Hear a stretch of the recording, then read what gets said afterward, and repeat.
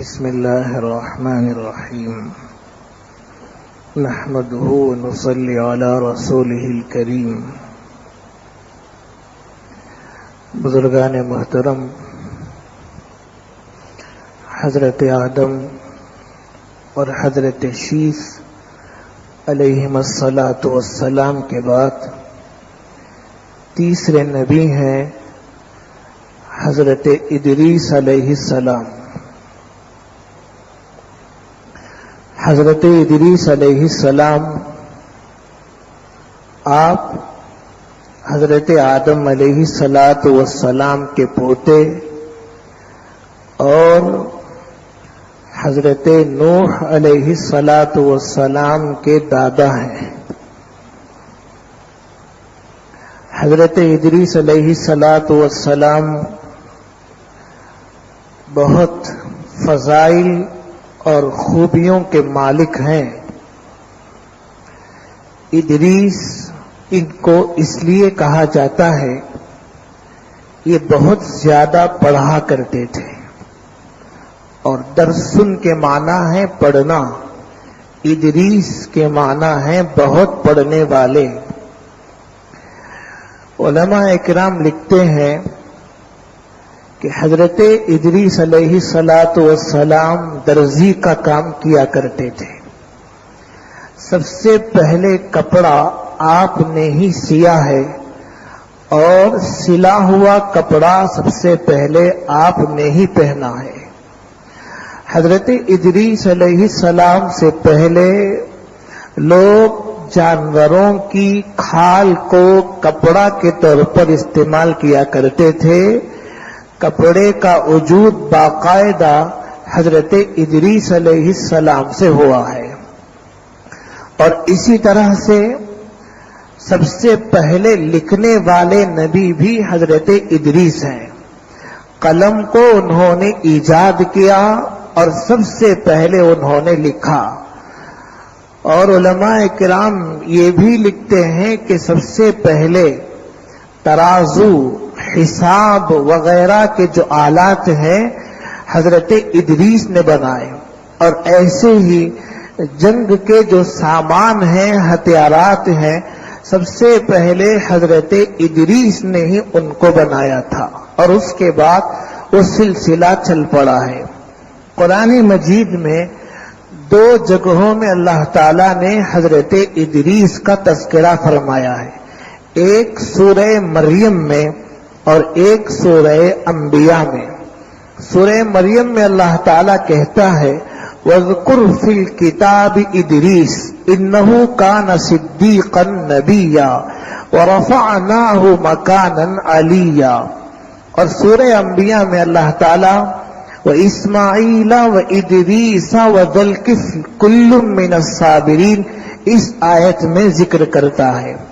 تو سورہ انبیاء میں اللہ تعالیٰ نے یہ بتایا کہ اسماعیل، ادریس اور حضرت ذوالکفل علیہم السلام صبر کرنے والے انبیاء ہیں، اور سورہ مریم میں اللہ تعالیٰ نے خصوصیت کے ساتھ حضرت ادریس کا ذکر فرمایا ہے، اور ذکر فرما کر یہ کہا ہے کہ ادریس کا تذکرہ کتاب میں پڑھیے، اذکر فی الکتاب ادریس۔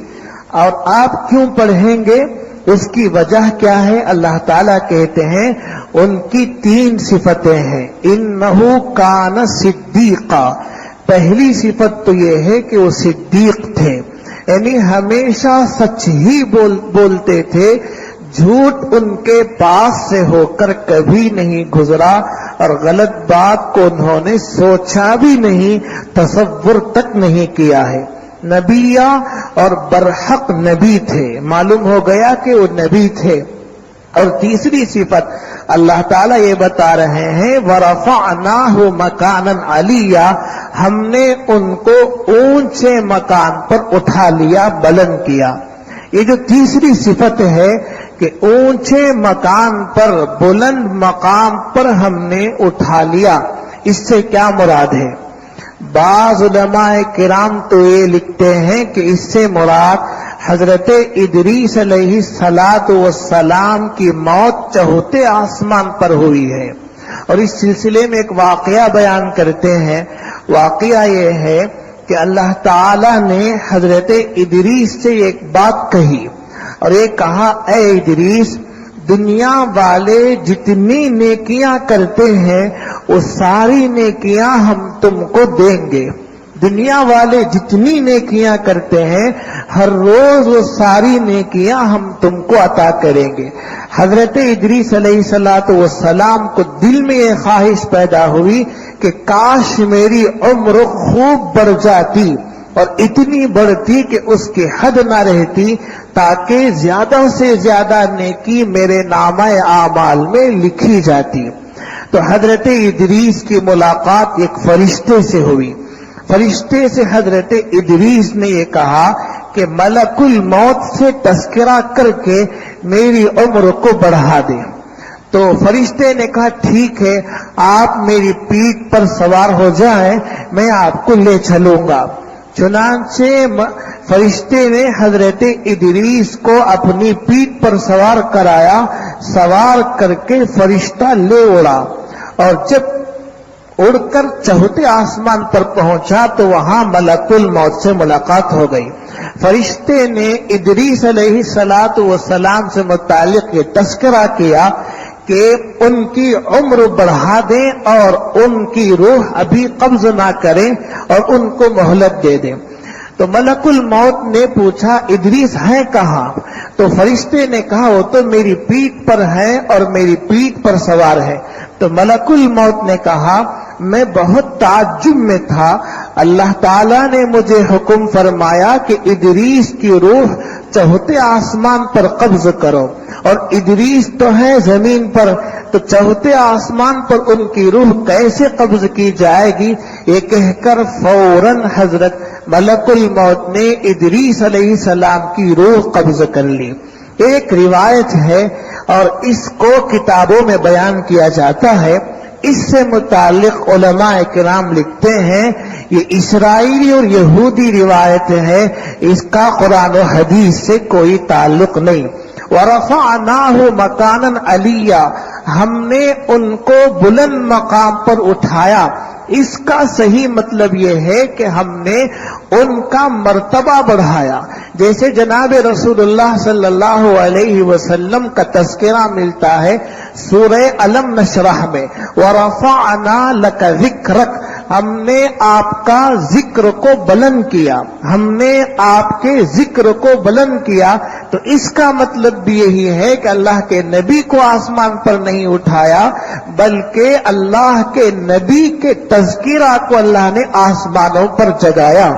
تو حضرت ادریس علیہ السلام کی وفات اسی دنیا کے اندر ہوئی ہے، اور جو روایت چوتھے آسمان پر یا جنت تک پہنچنے کی ملتی ہے وہ اسرائیلی روایت ہے، خرافات ہے، قرآن و حدیث سے اس کا تعلق نہیں ہے.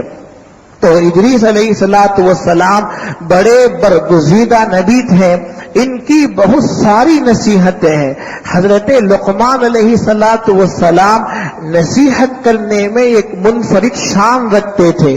اسی طرح سے حضرت ادریس علیہ السلام نے بھی کئی نصیحتیں فرمائی ہیں. ان میں سے ایک نصیحت میں آپ کے سامنے پیش کرتا ہوں.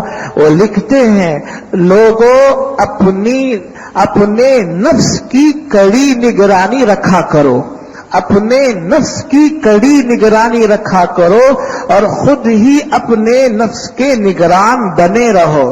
اور آگے کہتے ہیں کہ انسان کا بہترین سفارش کرنے والا اس کا نیک عمل ہے. انسان کا بہترین سفارشی اس کا نیک عمل ہے، باقی سب سفارش کرنے والے اس کے بعد ہیں. تو اس نصیحت میں ہمارے لیے بہت ہی بڑا اللہ تبارک و تعالیٰ کی طرف سے سبق اور عبرت موجود ہے. اللہ تعالیٰ عمل کی توفیق عطا فرمائے.